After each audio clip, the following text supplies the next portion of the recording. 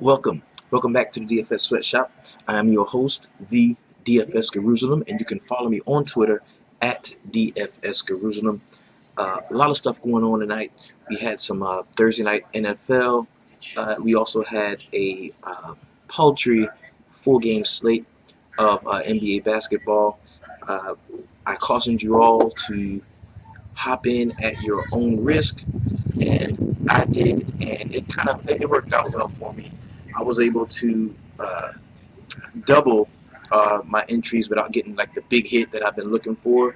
Uh, I entered about seven GPP tournaments, most of which were single entry GPPs, and I would implore any of you who you like the thrill of maybe making a lot of money, but you want the safety of a cash game, to throw your hat in the single entry GPPs. Those are really good tournaments.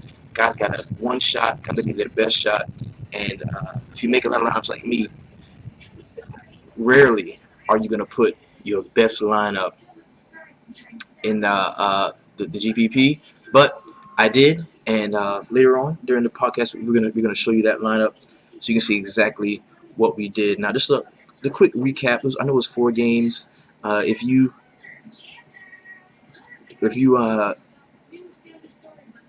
got some guys in there, then you had a pretty good day if you got some of these guys in there. All right, we're going to start with the first game on the slate. It was the Atlanta Hawks at home against the Washington Wizards. Now, John Wall was somebody that I had in a lot of my lineups. Actually, anytime, I know I'm kind of a goober for this, but anytime I get Chris Paul and John Wall on the same slate, I go Paul Wall, baby, people's champ. You know what I mean? It worked well for me last year, and it's just something that I do. It's just me. But just to give you a look at what happened in that game, we had Brad Beal led the way in points. He had 13 points. Uh, I didn't really have too much Brad Beal anywhere, actually. I faded him, if he's good enough to say you faded him, but I just didn't play him anywhere. John Wall had a slight injury scare when he got undercut by Bazemore, but he did get 30 minutes in, had 12 points, 10 assists. Also, Markieff Morris was a really good play in that game. He ended up with 22 points. Really filled up the stat sheet. 22 points, 4 rebounds, 2 assists, 2 steals, a block. He had a pretty good game. Otto Porter, 10 points, 6 rebounds, and assists, 2 steals. So all in all, Washington played a pretty good game, but they fell short to the Atlanta Hawks. Now, if you roster some Hawks, man, you really did well. If you got Howard in, he had 11 points, 19 boards, double-double bonus all day. You had Tim Hardaway Jr. off the bench. Now, he was minimum salary. If you got him in your lineups, I'm sure you did pretty well with that. Two, Millsap, he had a pretty good game, 28 points, 7 rebounds, 6 assists, and it's somebody that I was on all day long. Like, you had to be on Paul Millsap. He's just a phenomenal player, and with the exodus of players leaving, you had Al Horford went to Boston. You had George Teague, who went to Indiana. Kind of the bulk of the scoring is going to fall on him, as well as the distribution of the ball. Dennis Schroeder just got a new contract, but Dennis Schroeder is not good. He's just not very good, and I kind of didn't have too much exposure to him. The way I approached the slate, a 4-game slate, what I did was I made 4 lineups, and I just took the 4 offenses that I liked the most, stacked the shit out of them, and just trickled in value plays here and there, and it kind of hit. One of my better lineups was one of the ones that I had in the single entry GPPs, and it did pretty good. So the next game we're going to talk about is Boston Celtics at Chicago Bulls. Now, this game had Narrative Street written all over it, a coming home of sorts for Dwayne Wade. So this is the game that I really got a piece of. I went into this game, and I started Butler, who had a really good game, 24 points, 7 rebounds, 3 assists, 2 steals, no blocks, but that's him. Taj Gibson, he ended up with a double-double, 18 points, 10 rebounds in 27 minutes. Lopez, the only guy I didn't start, had 8 and 8, and Dwayne had 22 points, 6 rebounds, 5 assists, and a block. Rajon Rondo did what Rajon Rondo does. He had a fair number of assists, but he didn't score shit. Mirotic came off the bench, had 15 points and 9 rebounds. And on the other side of the ball, you know, it just continues for Isaiah Thomas. He started off slow, but he finished with 25 points, 3 rebounds, and 4 assists. Al Horford, somebody who I targeted a lot in this game, thinking that he would be able to get out there and transition, and if he wasn't just going to be scoring a lot, he was going to be assisting, rebounding, doing all the little things. And he had a pretty good game, not what I expected. He had 11 points, 7 rebounds, 5 assists, and 1 block. Avery Bradley had 16, 6 and 5. Zeller came off of the bench at 6 and 5. Rozier played well. I know a lot of y'all was on Rozier. I was on him yesterday, and I kind of missed the boat on him again. But he had 8 points. He filled it up now. He had 8 points, 4 rebounds, 4 assists, 2 steals. So that was a pretty good game from him. The next game we're gonna recap is gonna be the San Antonio Spurs at the Sacramento Kings. Now, Boogie went off in the second half, fourth quarter, most notably. He finished with 36 points, 37 points, and I believe 16 rebounds, 2 assists, a steal, no blocks. He had a pretty good game. Costa Koufos in 23 minutes saw 8 points, 7 rebounds, and 3 assists. He was somebody that could have given you a little bit of value. Ben McLemore, 10 points.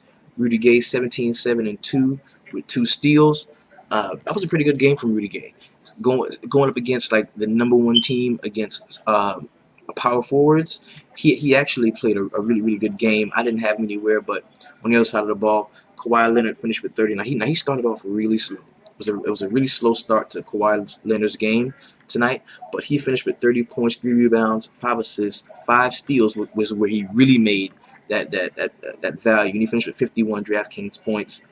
LaMarcus Aldridge, 16 and 5 with an assist. Paul Gasol, another bad performance. When you look at the Paul Gasol's price, 7 and 6, and I just really don't know how he's going to fit into this offense. I really don't see him fitting in there. He doesn't do enough defensively to warrant time on the floor, and he's got to be out there in order to, you know, get those assists that you normally see Paul Gasol get and really be a part of that offense, the ball steadily moving. Dedmon came off the bench and had 12 and 7. David Lee, 12 and 5. So the guys off the bench really got involved a lot. And you know, Popovich, he really coaches these deep teams. So you know, everybody thought, oh, Justin Anderson is going to go off, and that's just, excuse me, Justin Simmons was going to go off, and Kyle Anderson is going to go off. But I mean, you never really can, you know, get it right with these guys. Kyle Anderson had 2 points, 8 rebounds, 3 assists, and a steal. And Justin Simmons in 18 minutes had 5 points, 2 rebounds, and 3 assists. So the last game we're going to talk about on the slate was the game that I had like a lot invested in some spots. You know, my play, the value play today for me was Mason Plumlee. I checked some of the splits that he would have, and he has his best games, his better games against the LA Clippers. So just to check him out, he got 17 points, 8 rebounds, and 4 assists. Mo Harkless played 23 minutes, got 23 points, 8 rebounds, and 2 assists. He's someone that you could have definitely had in your lineups.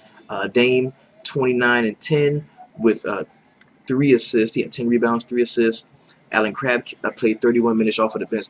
You gotta, I mean, look at that now. You gotta be careful and check that out, because Alan Crabb is really becoming like the first guy up off of the bench. Anytime he can go out in 31 minutes, that's a lot of usage for Alan Crabb. Aminu got an early foul trouble, which really helped Alan Crabb with his minutes. He finished with 1 point, 8 rebounds, and 2 assists. On the Clippers side of the ball, Luke Mamba Mute, of course, is stealing air, stealing space. He had a point and 3 rebounds in 17 minutes. I do not understand why they continue to keep this guy on the roster. Blake Griffin in 36 minutes had 27 points, 13 rebounds, and 2 assists. DeAndre Jordan, 6 and 12. Now, DeAndre Jordan had a kind of rough day shooting from the field. He was 2 of 7, 28% from the field. That's not like DeAndre Jordan. Don't let that get you down. You can look to roster him again. Chris Paul, 27, 5, 5, and a steal. Now, Chris Paul, he had a slow start to this game as well. I believe, approaching the second half, he was still in, I think, low teens as far as DraftKings points go. Jamal Crawford jumped off of the bench 25 minutes, had 15 points and 3 rebounds. Maurice Spates also had 15 points and 2 rebounds. So we saw a lot of what we could expect in a 4-game slate. If you didn't really hit on the value plays, you really didn't make a lot of money. But before we get into the before we get into the yeah,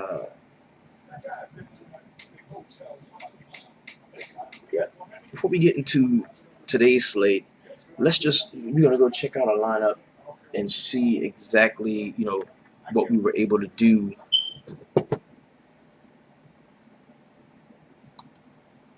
with what we have. Okay.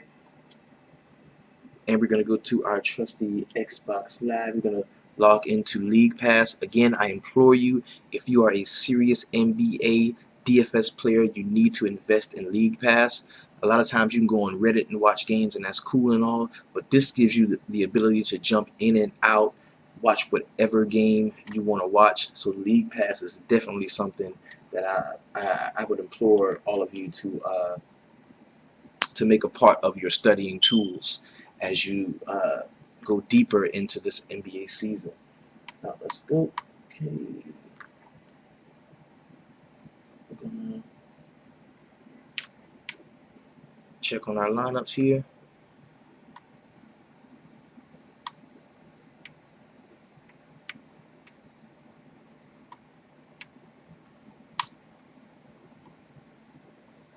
Filter it.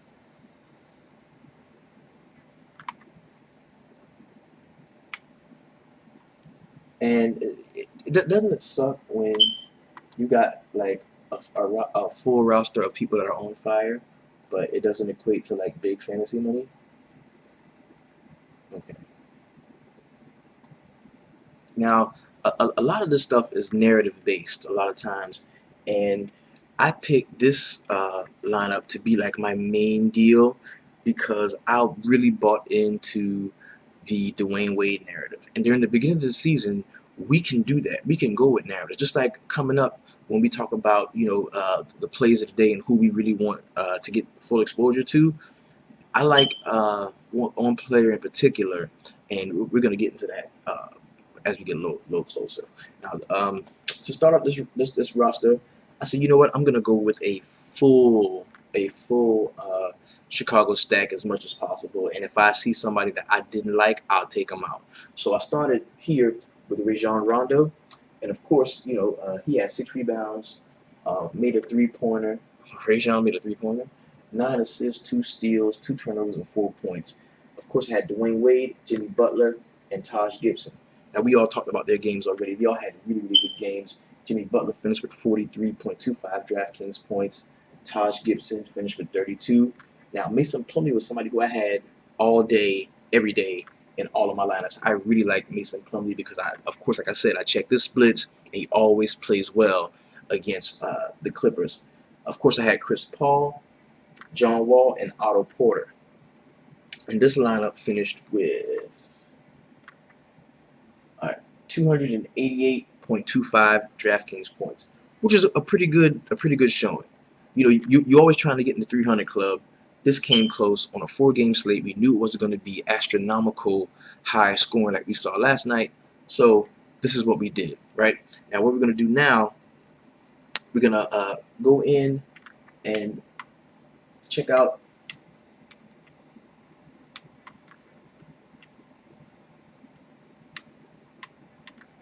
create a lineup. NBA, of course.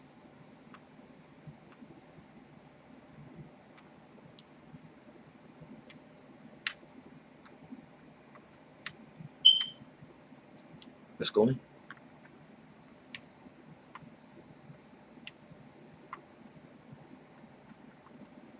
Now we're starting at point guard here, where we've got, of course, as you can expect, all of the usual suspects at the top here. Let's get a little closer. Okay.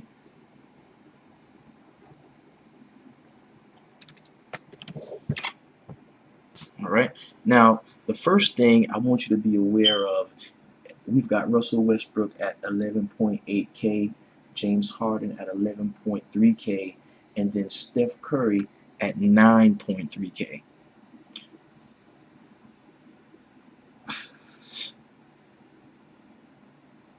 Give me all the Curry. He is my favorite play on Friday's slate.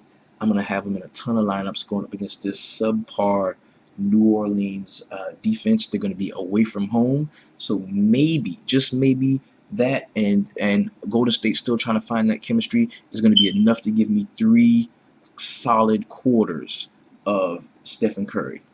At 9.3K, if I get 3 solid quarters of Steph Curry, maybe a little bit in the fourth, I believe he'll be able to make and or exceed value easily, right? Going down, we've got Kyrie Irving at 7,700, Kyle Lowry at 7.6. Now these guys are playing each other tomorrow, and if you notice, Toronto's #1 against point guards, and Cleveland is #2. So I'm not touching either of those guys tomorrow. I'm not. Now we've got Eric Bledsoe against Phoenix. Eric Bledsoe against Oklahoma City with a 12th ranked DVOA. That's something that we can look at. Kemba Walker going to Miami. D'Angelo Russell at Utah. Now, in years past, Utah's been a team that you really did not want to target, especially on the perimeter. Well, even if you wanted to score points. But with George Hill and without Gordon Hayward, without Derek Favors, these guys are playing a little bit more up pace, a little more up tempo. So I kind of like D'Angelo Russell tomorrow. He's somebody who I think you can get into lineups at a low ownership, because most guys are going to remember from last year, you really didn't want to target guys against Utah when it came to scoring points. Goran Dragic had a pretty underwhelming game the first game of the season against Orlando. You can look for him to bounce back against Charlotte. Jeff Teague. Jeff Teague is going to be in a lot of your lineups. I already know. Going up against the Brooklyn Nets, and especially with what Miles Turner was able to do, a lot of people are going to be drawn just to the Indiana side. And while you're looking at Miles Turner, you're going to look at George Teague and be like, wow, that's a good play too. So I do like George Teague on today's slate. He's somebody who I think we can look to as well. Brandon Knight, who I hate, and I will never ever roster him. Elfrid Payton going up against the Detroit defense, but that is going to be Ish Smith. Now, Ish Smith may be a really good play today too. Elfrid Payton is a so-so defender, but at home, I kind of like Ish Smith at home. He plays well when the crowd is cheering him on. Darren Williams against Houston defense, which is like an open door. So I think you can roster Darren Williams or any collection of perimeter players from the Dallas Mavericks. George Hill, who we already talked about, who I really like. Tim Frazier. Now, this can be misleading. Don't let that 4th ranked DVOA against point guards when it comes to Golden State fool you. Tim Frazier still can get buckets. He still can get money against this team. You got Tyler Johnson. He is point guard eligible. JJ Barea is point guard eligible. I like JJ Barea as well for the cheap in the Houston game. At home, Dallas, I like him too. Dante Exum, who we should not touch. He's got to show us that he's going to be a part of the offense before we really get into him. Rivas Vasquez, Shelvin Mack, who may see some scrub love. I like Shelvin Mack. He totally jumped Dante Exum. Dante Exum is not even a part of the rotation right now. So the second point guard off of the bench, the second point guard, the guy for the bench is going to be Shelvin Mack, and I like him if you wanted to talk about some value, like pump plays if you need it. So let's looking over to shooting guard. Of course, James Harden tops the list here. You've got DeMar DeRozan against Cleveland. If he wasn't so scoring dependent, I would take a shot on DeMar DeRozan in a lot of different spots. And like I always tell you, there's gonna be times when I say, "Hey, fire him up, Lowry DeRozan." Tomorrow is definitely not one of those times. We got Victor Oladipo against Phoenix, who I really like. He's somebody who can get out in transition, and him and Westbrook are going to be pushing the pace and running the ball. Look out for Klay Thompson to bounce back after that lackluster performance he had the first game against San Antonio. Devin Booker is somebody who I really like. Nicholas Batum, he is also shooting guard eligible, and you can't forget, the way DraftKings has done it, where you can roster guys like on tonight, where you've got some really great power forwards. If you didn't want to pay up for that, you could put shooting guards in the power forward spot. Excuse me, in a small forward spot, and a power forward in the other forward spot. You don't have to go with a small forward if you wanted to pay down at the position. If you didn't want to go up and get your LeBron James or your Paul Georges, you could definitely pay down and use other positions to make up that roster spot. You've got Evan Fournier, who I really like against them. We've also got Jordan Clarkson, Brandon Knight again, Monte Ellis, who's going to be a really good play against the Boston Celtics. Excuse me, against the against the Brooklyn Nets. Excuse me. Eric Gordon, who I like against Dallas. I mean, shooting guard is not the wasteland that it has been in times past. I mean, I really think that we can get some solid plays at the shooting guard position. At small forward, all the big names are out tonight. We've got KD, LeBron, KD at 9.6K, LeBron James at 9.4K. The drop-off isn't that much of a drop-off because Paul George is at 8.4K. Devin Booker is the first shooting guard, small forward. That's going to be priced up, and it's 6.4K for him. Nicholas Batum, Aaron Gordon, Harrison Barnes. Watch out for Michael Kidd-Gilchrist. He's an excellent defender, and against Justice Winslow, they're gonna have like a defensive battle. So I could definitely see Michael Kidd-Gilchrist having a decent game against the Miami Heat. We've got Marcus Morris, who I like against Orlando. Joe Johnson again. Now, a lot of people are going to roster Joe Johnson because of what he did last time. You got to remember, the dude shot like 75% from the field. That is not sustainable. That's not something that he can do night in and night out, right? Wesley Matthews, T.J. Warren, who had a really good game, who I think is going to have another good game against OKC. They struggle to defend threes that can shoot. That was actually, they did that because Kevin Durant struggled to defend threes that shoot.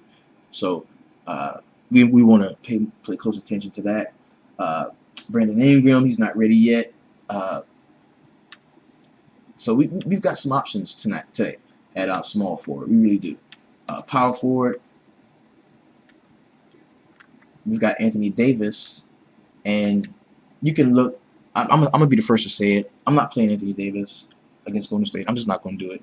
10.9K, that's too much, man. You're hoping for another 99-point performance. He can do it again, but he won't do it again against Golden State. His ownership is gonna be high as fuck. I'm not dealing with it.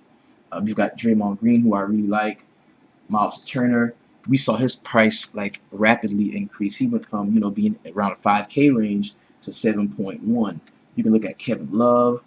Derek Favors is questionable. He did practice today, so we may see a lot of some Derek Favors. Ryan Anderson, who I like to really knock down some shots on the perimeter against the Dallas defense. Aaron Gordon, Dirk Nowitzki. I don't like Serge Ibaka against Detroit. Might be a really good play. This is my favorite power forward tonight. It's going to be Thaddeus Young. I really like Thaddeus Young. I think he's going to be able to really have his way with Brooklyn, and this is a revenge game. This is where he came from, so he's going to want to show up the crowd out there. So I really like Thaddeus Young. Trevor Booker had a really nice game out, and he's going to be battling with Thad Young. So while everybody is going over to Miles Turner, I think that Thad Young is the play on the blocks for that Indiana and Brooklyn game. Trey Lyles again. Now, you know what? I've never been so committed to a player as I've been to Trey Lyles, and he owes me. So I'm going to have him in a couple lineups. Frank Kaminsky is questionable. We're going to check on the status that he is in, because we've also got Cody Zeller coming back. He's going to see a minutes increase. I really doubt that Roy Hibbert is going to have the game that he had the other night when he scored like 38 DraftKings points. But let's just check out center and see what we have going on there. We got Hassan Whiteside, who was always in play. Dude's a monster. Andre Drummond, who cannot shoot free throws and who will get fouled time and time again once the game gets in a position where they feel like they need to slow him down and stop him from scoring or rebounding. Draymond Green, of course, we already talked about Rudy Gobert against that LA Lakers defense. Now, Rudy Gobert, he's developing a nice offensive game to go along with his rebounding and blocks, so I think he is very much in play. Then, of course, we've got the Miles Turner with 7.1. Brook Lopez, who a lot of people are going to be off. Number one, because they're playing Indiana, and number two, because he got benched halfway through the first game of the season. Valanciunas against Cleveland. Now, I kind of like Valanciunas. If I was going to go anywhere in that Toronto game, that's probably where I would go. We've got Vucevic going up against Drummond, and it doesn't mean that he's a great defender because he's a good rebounder.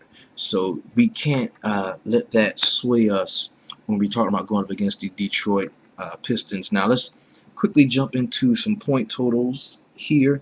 The first game we're going to talk about is going to be the Cleveland Cavaliers going to Toronto. This is a 204 point total with a -2.5 going towards Toronto, so they're going to be getting the points in this game. Anytime you got a 200 total with it this close, that means it's going to be scoring on both sides. So I like a lot of guys in this game. Of course, LeBron James is somebody who I really like. You'd be hard-pressed to find a night where you can't trust him to exceed value. And at, I believe, 9.6K, I believe, he's somebody who you can definitely get in your lineups. Now, you've got, of course, we already talked about them, Lowry and DeRozan on the other side. This is a minus matchup for them, so I won't be going anywhere. Now, we got to check on the Amon Shumpert news and make sure he is going to be good to go. And if not, then that makes room for Kate Felder, Jordan McRae. You can fire up J.R. Smith.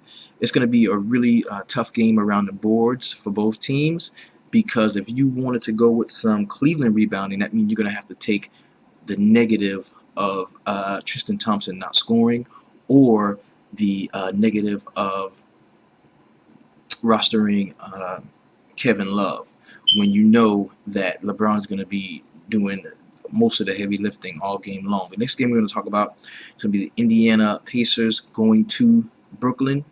This is a 214.5 over under.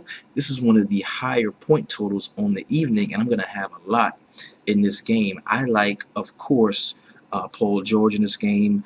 I like definitely like Miles Turner. My favorite play in this game is going to be Thaddeus Young. Now, Thaddeus Young is going back to Brooklyn. This is the team that he played for last. He played for them for the Brooklyn Nets the last 2 seasons. So, I mean, there's a little revenge narrative there.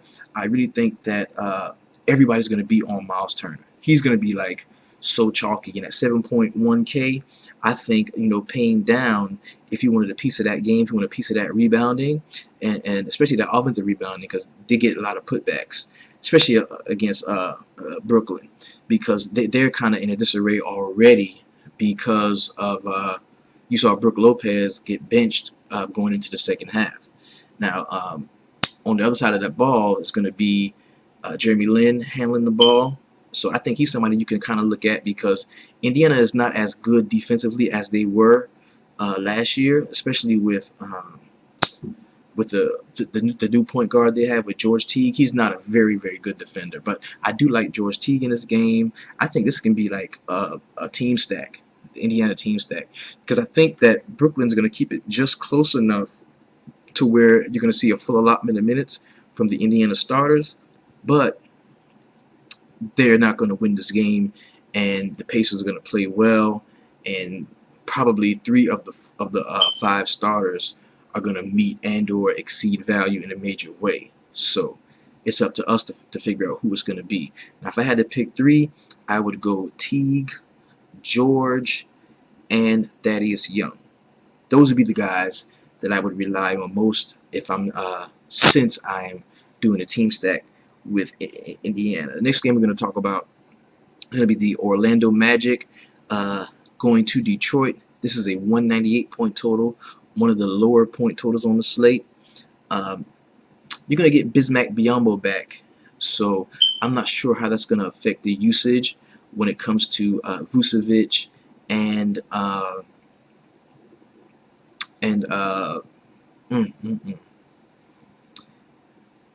he's from Congo too. When it comes to Bismack Biyombo and Serge Ibaka, I don't know, how much that's going to affect their usage. So we're going to stay tuned on Twitter, check the beat writers, see what they're talking about as far as that goes. Elfrid Payton is going to be in a minus matchup against Ish Smith. They're both kind of going to cancel each other out. So I don't think that going on the perimeter will be somewhere to go. But if you wanted to start somebody here and get like some, some decent rebounding and maybe some scoring, I do like Marcus Morris in this game on the Detroit side of the ball. He's somebody I do like. As well as KCP. I think KCP would be a really good play in this game too. The next game we're going to talk about is going to be the Charlotte Hornets going to Miami. They are getting 2 points. So Miami is the favorite in this game. They're at home. It's a 197.5 point total. Charlotte runs quick and they put up a lot of shots. It's going to be a lot of rebounds. They're kind of weak in the middle right now, with Cody Zeller being on the minutes restriction, and we're still waiting on news to see if Kaminsky is going to be back, although he's not going to be a big factor in the rebounding game. So I think Whiteside eats again. I think Whiteside eats again on this team. I also like Dragic to have a kind of a bounce back game. He kind of got off to a slow start and really didn't play well in that first half against Orlando in the first game. So I kind of like Dragic, of course. Now at home, I love Kemba. I love Kemba. When they're at home, I'm going to start Kemba in spots. They're at home. They're in Miami, so I'm not fucking with Kemba tonight on this slate. The slate is too big for me to take guys that are in like bad matchups and who don't perform as well in situations that apply to today that wouldn't apply. It's not going to apply tomorrow. I can start Kemba tomorrow or later on down the road. Next game we're going to get into is the Phoenix Suns going to Oklahoma City. This is a 209 point total, with Oklahoma City giving up 9 points. So they are the home favorite. Anytime you've got a home favorite with an over 200 point total, a lot of guys are going to be in play. You may see some scrub love in this game. If that's the case, I like Ersan Ilyasova. I like the Sabonis kid. Of course, you're gonna know. You got to know that Westbrook is gonna get out in transition.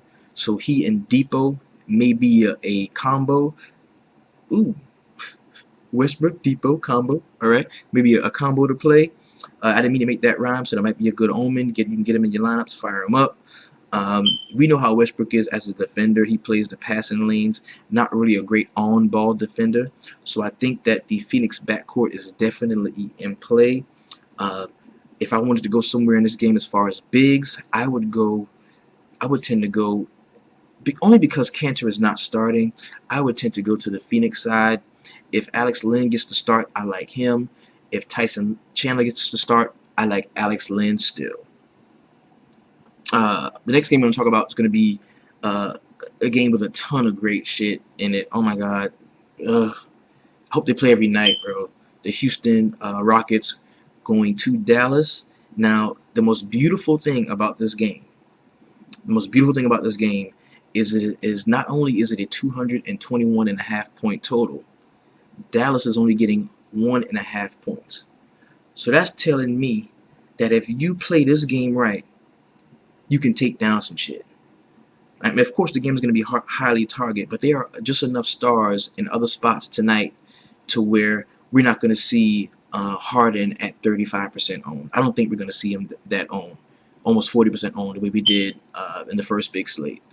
Uh, so I like Harden, of course. I like Eric Gordon still. I think we should play Eric Gordon until his price catches up to where he's going to be. This is a Mike D'Antoni offense. They're going to be running, which is going to go well for Dallas as well. Houston doesn't play defense already. Harden doesn't play defense already. So I think that you can also fire up Darren Williams. If we didn't think that he was going to play well, he kind of showed us the last game out, taking Indiana into overtime against a really good defense, against a good perimeter defense. He still had a pretty decent game. So if you're going to go anywhere with bigs in this game, I like Clint Capella. The game has cheap bigs. See, this is the good thing about this Dallas and Houston game. If you wanted to stack it, the game, it has cheap bigs, guys that are not very expensive, that you're going to get the rebounds and maybe get the double-double from. I like Clint Capella in this game. Even in some other spots where I don't target this game as heavily in some other lineups, I'm still going to be starting Clint Capella because I like him. Him and Harden have developed a rapport, and we saw it in the first game of the season. They really look good together out there on the floor. Next game we're going to be talking about is going to be the LA Lakers going to Utah. This is a 201 total, with Utah giving up 8.5 to the Lakers. Now, we saw the Lakers the other night. They looked pretty good. They did. They looked pretty good. They got everybody involved. I think Jordan Clarkson coming off the bench the way he did actually served the purpose this time. D'Angelo Russell is developing confidence with each game. You've got Randall with the handle, just straight bowling people over. So I think this game can be closer than the 8.5 over/under. So that makes me not even trust, the 8.5 point spread. So that makes me not even trust the over/under. I think there's going to be more points scored in this game than 201. If I had to bet this game, I would bet the over. And that's why I like D'Angelo Russell in this game. And you got to remember, Gordon Hayward is not in. We're still waiting on the Derek Favors news. He did practice today. So I think that this game, a lot of guys in this game can go relatively low owned just because you think Utah, oh my God, Utah is not going to let anybody score. But I think there's going to be more points scored in this game than 201. Next game we're going to go to is going to be the Golden State Warriors traveling to New Orleans to take on the Pelicans. This is a 219.5 over/under. That's a lot of points. Now you've got New Orleans getting 10 in this, so Golden State is on the road and they're the favorite, of course. And my favorite play on this entire slate is Steph. Coming off a loss, man, these guys are going to be ready to blow the doors off of somebody. And I think that if I get 3 solid quarters from Steph Curry, it'll be just what I need. Now, they're on the road. Anthony Davis is playing well. Maybe they keep it a little closer and we see some Steph Curry in the fourth quarter. But I like him, and I like Klay Thompson, I like Draymond Green. I do not like I don't like Durant as much in this game as I did in the San Antonio game. So he probably won't be a part of my rosters. Now, you may get some scrub love in this game. Langston Galloway in the blowout probably is going to see some run. On the Golden State side, of course, Sean Livingston may see some run. We might see a little Patrick McCaw in this game. So there's a ton of ways you can go with this one. But I do. My favorite play is actually Steph Curry. Now, we got a lineup that we made, and just wanted you to take a look at where we went and what we did. We started off this lineup since we like the Houston game so much. Okay, we've got, and this is, I think we used every bit of salary on this lineup. We've got James Harden here at 11.3K, Eric Gordon at 5.2K, Wesley Matthews in the same game, 4.8K, Thaddeus Young in the revenge game going back to Brooklyn, 5.7K, Clint Capella at 5.8, Joe Johnson, yes, we went back to the Joe Johnson well, 4.9K, and we understand that what he did in the last game is not something he can just do. We understand that the usage that he had, Favors is going to be back. We understand that he shot 75% from the field, but we like where he fits in the offense, and especially against the Los Angeles Lakers team that is not very good defending that 3 or the 2 for that matter. We can go with Joe Johnson again. Steph Curry, my favorite play of the day. at 9.3K, which I don't think you're going to see him that low again after what he starts to do. And we, of course, to round out the roster, we want Langston Galloway to get some scrub love once Stephen Curry blows the doors off of the New Orleans Pelicans. This has been your DFS Jerusalem. You can follow me on Twitter at DFS Jerusalem. Don't forget, we've got a 200-man, $5 buy-in tournament starting Sunday only on DraftKings. It's going to be NFL. Get in there. Let's mix it up. Let's have a wonderful Friday. Start off the weekend right with some big sweats. I am out. Thank you. Oh, and again, I've got to thank, man, we're at over 400 subscribers in 3 weeks. All of us here in the sweatshop, we have built a close-knit, tight family. I correspond with you guys all day. It's one of the highlights of my day when one of you tell me you did well. Hopefully I can share that same thing back with you at some point. I want to thank y'all again, and y'all have a wonderful Friday, and let's cash big and get some sweats in. Peace.